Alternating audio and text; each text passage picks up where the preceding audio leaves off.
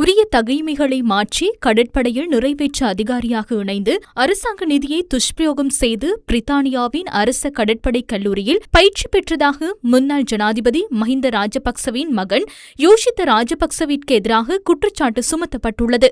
கடற்படையின் நிறைவேற்று பிரிவுக்கு விண்ணப்பிக்கும் போது பூர்த்தி செய்யப்பட வேண்டிய தகைமைகள் சந்தேக நபரை இணைத்துக் கொள்ளும் தேவையின் அடிப்படையில் மாற்றப்பட்டுள்ளதாக நீதிமன்றத்தில் நேற்று தெரியவந்தது.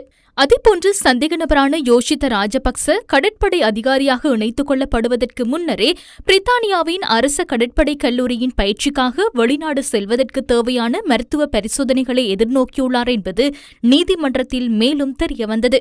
இந்த விடயங்கள் வெளிவந்ததை அடுத்து முன்னாள் ஜனாதிபதி மஹிந்த ராஜபக்சவின் மகன் யோஷித்த ராஜபக்ச கைது செய்யப்பட்டமை குறித்து முன்னாள் ஜனாதிபதி மஹிந்த ராஜபக்சவின் ஊடக பேச்சாளர் சட்டத்தரணி மனோஜ் கமகே இவ்வாறு நேற்று கருத்து வெளியிட்டார். யுத்தம் நிலவிய காலத்தில் அன்று யோஷித ராஜபக்ச கடற்படையில் இணைக்கப்பட்டதை நீங்கள் அறிவீர்கள். குறிப்பாக அந்த நேரத்தில் யுத்தத்திற்கான மன உறுதியை அதிகரிப்பதற்காகவே அவ்வாறு செய்யப்பட்டது. இந்நாட்டின் ஜனாதிபதியின் மகன் ராணுவத்தில் இணைந்த போது அதன் மூலம் ஏற்பட்ட மன உறுதியினால் பெருமளவிலான மக்கள் தமது மகனையும் ராணுவத்தில் இணைப்பதற்கு நம்பிக்கை வைத்தனர். இவ்வாறான விடயங்கள் இலங்கையில் மாத்திரம் நடப்பதில்லை என்பதை நாம் அறிவோம். இவ்வாறான விடயங்கள் பிரித்தானியாவில் நடக்கின்றன. உலகில் உள்ள பல்வேறு நாடுகளின் நாட்டுத் தலைவர்களின் மகன்களும் மகள்களும் ராணுவத்துக்கு சென்று சிறிது காலம் அங்கிருந்து அந்த பயிற்சியை பெற்று வருகிறார்கள். ஏனெனில் அவர்கள் இதனை ஒரு பாரம்பரியமாக அல்லது ஒரு முன்மாதிரியாகவே செய்கிறார்கள். ஆனால் மிகவும் துரதிருஷ்டவசமான முறையில் இன்று அது ஒரு குற்றமாக மாற்றப்பட்டுள்ளது. லஞ்ச ஒழிப்பு ஆணைக்குழு தங்களது சட்டத்திட்டங்களின் கீழ் இவ்வாறு ராணுவத்தில் இணைந்ததை குற்றமாக்கியுள்ளது. சட்டத்தரணி மனோஜ் கமகே வெளியிட்ட அந்த கூற்றுக்கு ஜனபலய சாமூகிக அமைப்பின் விதர்ஷன கண்ணங்கரு இன்று பதிலளித்தார்.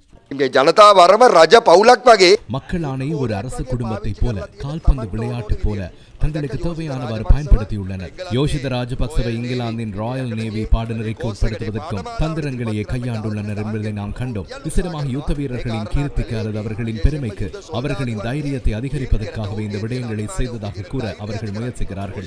இந்த யோஷித ராஜபக்ச முன்னணியில் நின்று போரிட்டவர் அல்ல. அவர் அங்குள்ள யுத்த வீரர்களுக்கு தைரியம் அளிக்கவில்லை. மாறாக ஏற்பட்ட அந்த யுத்த சூழ்நிலையை பயன்படுத்தி தமது குடும்பத்தின் புதல்வருக்கு சாதகமாக சுரண்டல்களை மேற்கொள்ள அல்லது அந்த புதல்வரை உயர்த்தி பிடிக்கவே මේ යුද්ධය භාවිතා කරපු එක.